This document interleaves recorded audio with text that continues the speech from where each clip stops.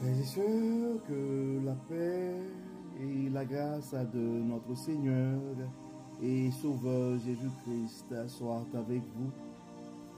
Ici et de Boyou et Tulemchen Ministries pour notre dévotion matinale pour ce mardi 10 décembre 2024. Toujours dans le souci, toujours dans la mission de vous accompagner journée après journée, réveil après réveil, matinée après matinée sur le chemin du royaume de Dieu. Car l'essentiel, frères et sœurs, est dans le royaume de Dieu. La force est en Dieu, la guérison est en Dieu, l'abondance est en Dieu, la sagesse est en notre Dieu, et surtout l'espérance, frères et sœurs, est en notre Dieu.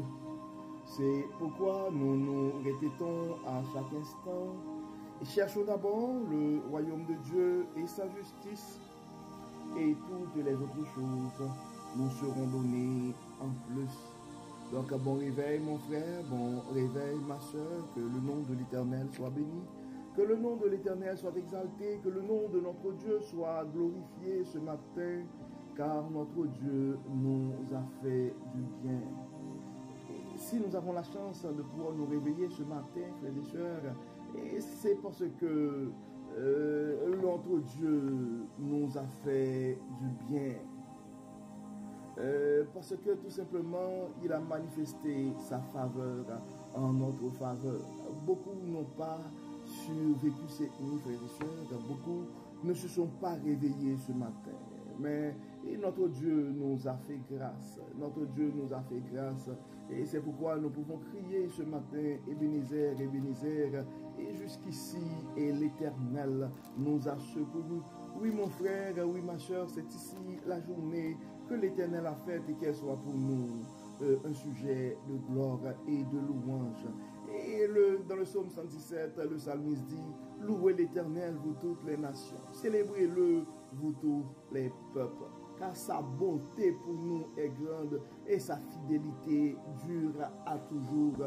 Louer l'Éternel. Et c'est pourquoi, peu importe les circonstances ce matin, et frères et sœurs, nous devons nous inspirer des paroles du prophète Jérémie en Lamentation 3, verset 22-23, qui nous rappelle que les bontés de l'Éternel ne sont pas épuisées et ses compassions ne sont pas à leur terme. Elles se renouvellent chaque matin et la fidélité de notre Dieu est grande. C'est pourquoi nous devons louer, psalmodier le nom de notre Seigneur et ce matin, frères et sœurs.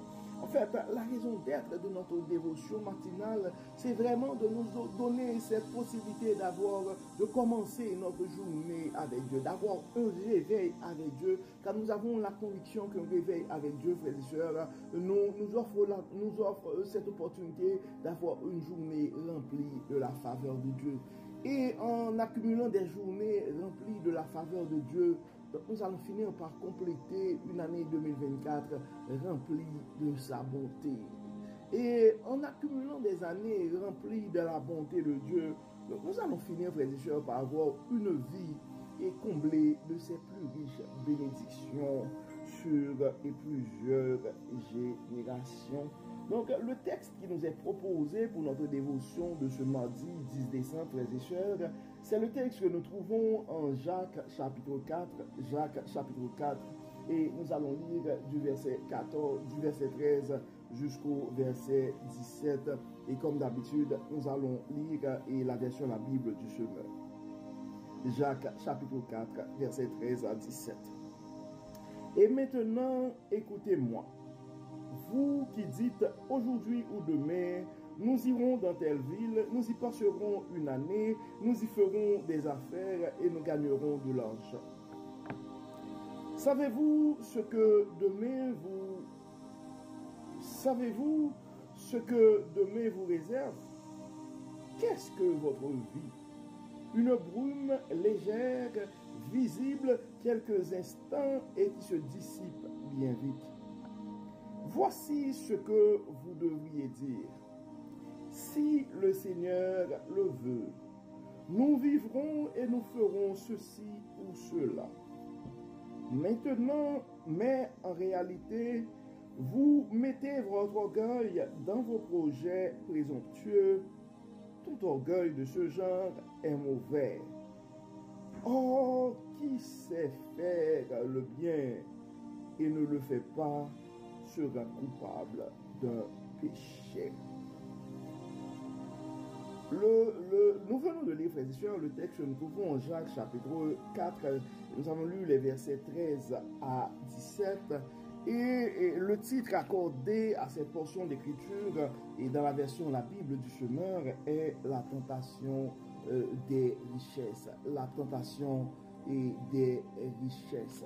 Donc, on est rendu, frères et sœurs, à la fin de l'année. Et certains d'entre nous, nous prenons le temps de planifier notre année, nous faisons des projets. Donc, je vous ai dit déjà, à AWH Redemption Ministries, sauf avis contraire du Saint-Esprit, notre thème pour l'année 2025, ce sera la miséricorde de Dieu. La miséricorde de Dieu. Mais, et c'est pourquoi je prends le temps de dire, sauf avis contraire du Saint-Esprit, car la parole nous dit qu'il y a beaucoup de projets dans le cœur de l'homme, mais ce sont les desseins de l'Éternel qui vont s'accomplir. Si nous prenons le temps de regarder le titre accordé à ce même texte dans la version Louis II, mais ça dit à ceux qui forment des projets.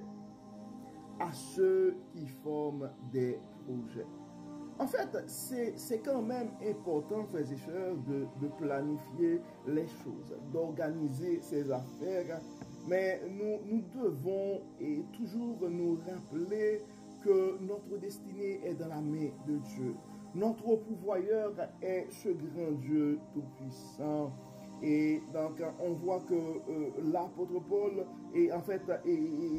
dans Jacques, et l'Écriture nous rappelle que quand nous parlons, nous devons dire si le Seigneur le veut, si le Seigneur le veut, nous vivrons et nous ferons ceci ou cela. Donc, nous devons nous rappeler, frères et sœurs, que, en fait, nous vivons, en fait, pour la gloire du Seigneur. Et nous devons faire tous pour la gloire du Seigneur. Et en disant ces choses, je ne peux pas m'empêcher de remercier et féliciter notre frère Yvnel Henry et de rendre gloire à Dieu pour cette collaboration qui vient de nous publier une très belle réflexion sur l'homme intérieur et l'homme extérieur. Et donc il y avait une question à savoir, est-ce qu'on devrait prioriser l'homme intérieur et l'homme extérieur? Donc je vous invite à aller écouter cette réflexion. Donc c'est vraiment, la réponse a été donnée et dans cette réflexion-là, assez et vraiment bien fait, bien structurée. Et donc je vous invite à aller écouter cette réflexion de notre frère Yvnel et Henry. En fait, nous devons tout faire pour la gloire de Dieu. Et donc c'est pourquoi nous devons nous rappeler que nous sommes au service du Maître. Donc nous pouvons avoir vraiment des projets. Donc c'est pourquoi avant même de commencer à faire des choses, nous devons aller vers Dieu pour lui demander sa direction, pour nous assurer que nos plans, nos projets sont alignés avec le plan divin. Nous devons nous rappeler, nous devons faire un effort pour que les projets, les plans, les projets sur lesquels nous travaillons se sont alignés. Ce sont vraiment des tâches que le grand Dieu nous a confiées. Et donc ça rentre dans le cadre de la mission qui nous a été assignée. C'est très important. Et frères et sœurs, c'est pourquoi beaucoup d'entre nous faisons beaucoup de choses, de grandes choses, et qui sont, je pourrais dire, qui sont des choses nobles. mais malgré tout, nous sentons un vide à l'intérieur de nous. Il y a beaucoup d'entre nous qui ont accumulé des diplômes. Vous avez quand même de l'épargne. Vous avez une belle maison, une belle voiture, mais vous sentez quand même en vous un vide. Vous sentez quand même en vous un vide. Donc, à travers le Centre chrétien de développement et personnel, et à partir de l'année 2025, et s'il plaît à Dieu, nous comptons mettre sur pied des formations, et particulièrement en ligne, afin que nos frères et sœurs qui sont en train de vivre ces situations puissent arriver à vivre vraiment une vie comblée et épanouie pour la gloire et de Dieu. Et donc beaucoup d'entre nous, nous avons réalisé de grandes choses, accumulé des diplômes, mais nous vivons quand même avec un grand vide, avec de grandes angoisses, avec et vraiment, vous n'avez pas ce sentiment d'accomplissement. C'est que malgré probablement des comptes en banque sont remplis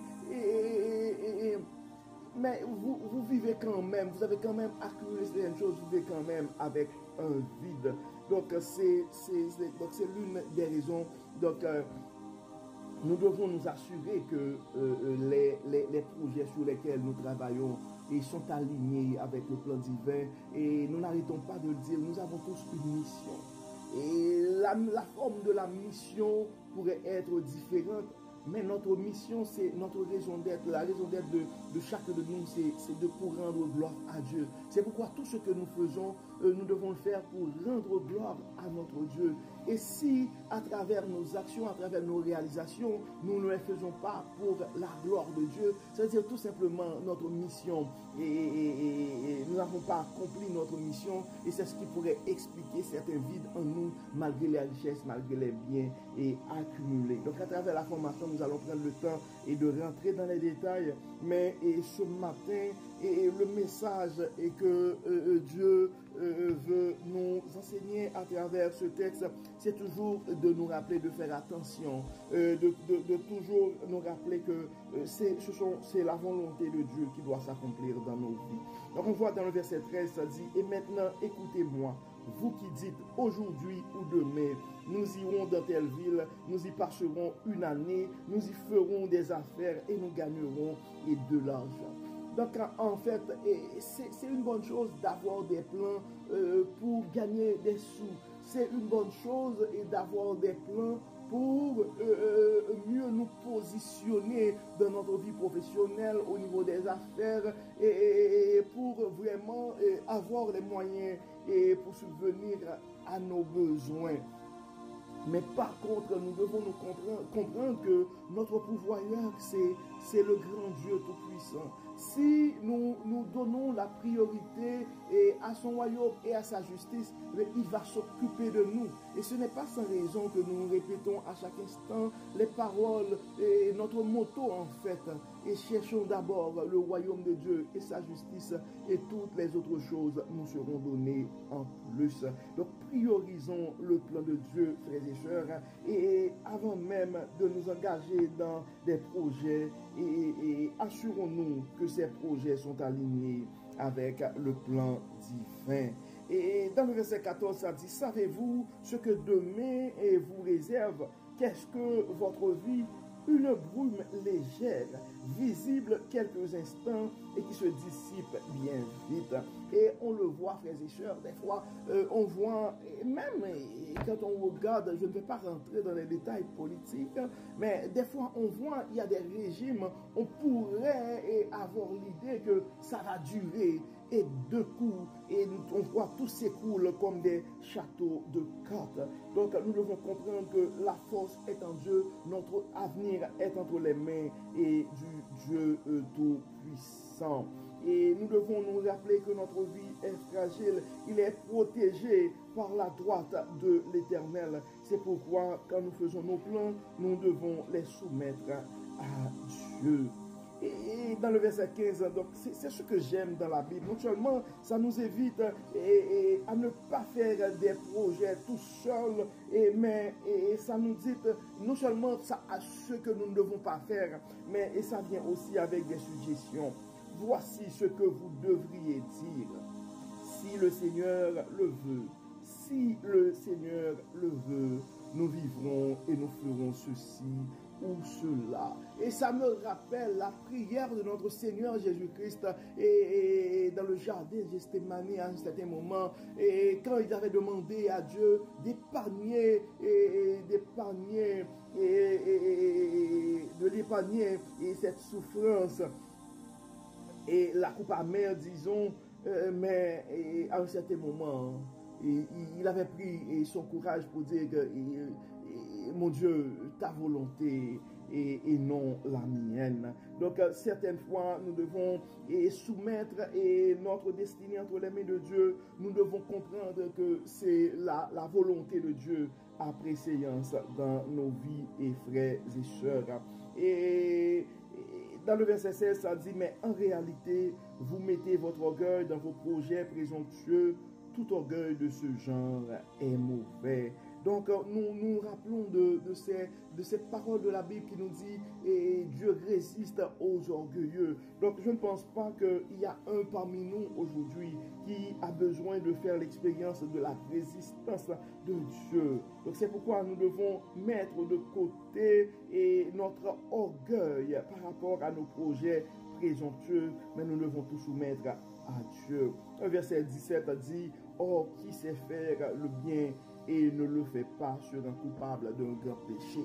Maintenant, frères et sœurs, Dieu nous révèle la façon de faire. Mettons de côté nos orgueils et mettons de côté nos orgueils et soumettons nos projets et à Dieu. Rappelons-nous que il est notre pourvoyeur.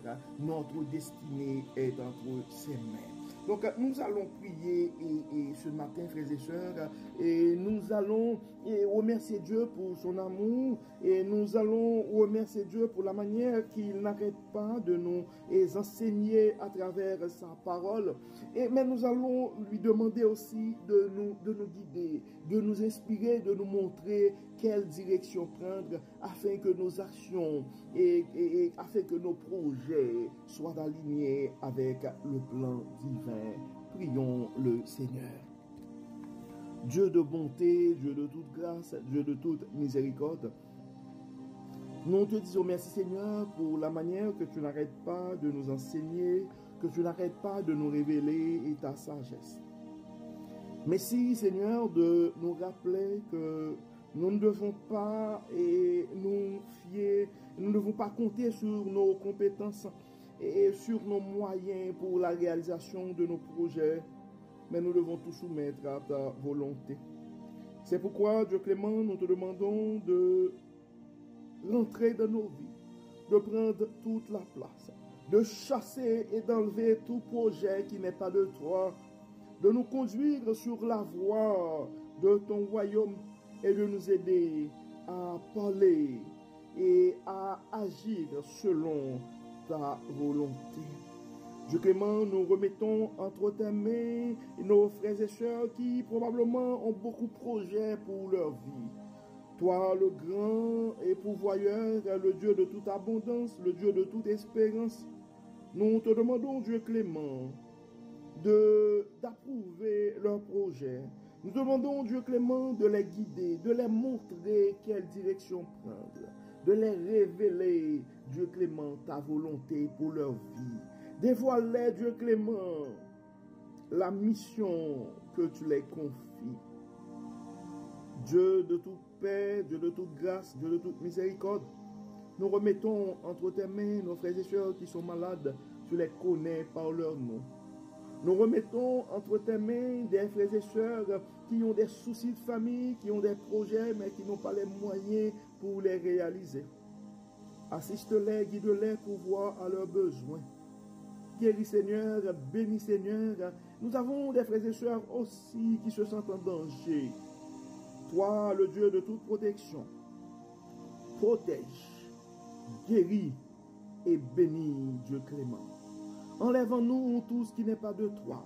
Enlève en nous toute forme d'orgueil, toute forme de suffisance qui pourrait nous porter à croire que nous pouvons créer notre lendemain.